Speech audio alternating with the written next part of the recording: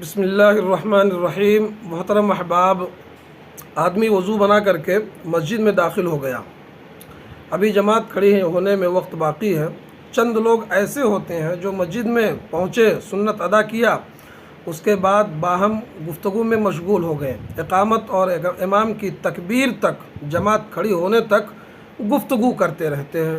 عام طور پر گاؤں میں دیکھا جاتا ہے کہ لوگ مسجدوں میں سنت پڑھ کر کے باتیں کرتے ہیں، یہاں تک باتیں کرتے ہیں دنیاوی امور کے بارے میں، کھیتی باڑی کے بارے میں، دھان کیسا ہے، گیہوں کیسا ہے، اس میں بیج کیسا ہے، اس پر گفتگو لوگ کرتے ہیں، بیٹھ کر کے مسجد میں گفتگو کرتے ہیں۔ کیا ایسا کرنا صحیح ہے؟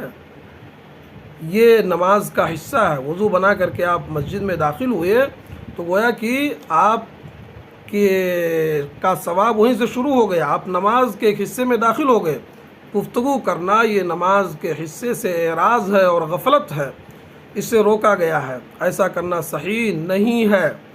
تو جو لوگ بھی مسجدوں میں بیٹھ کر کے سنت کی ادائیگی کے بعد جماعت کے انتظار تک بیٹھ کر کے آپس میں گفتگو کرتے ہیں دنیاوی امور کے بارے میں، انہیں بچنا چاہیے۔ کریں کیا ہو؟ انہیں ذکر و اذکار کرنا چاہیے۔ اگر جماعت کھڑی ہونے میں وقت باقی ہے تو ذکر و اذکار میں مشغول رہیں، لایانی چیزوں سے بچیں۔ لوگ غیبت تک کرتے ہیں، اسے بچنا چاہیے۔ اللہ تعالیٰ ہم سب کو عمل کی توفیق دے، آمین۔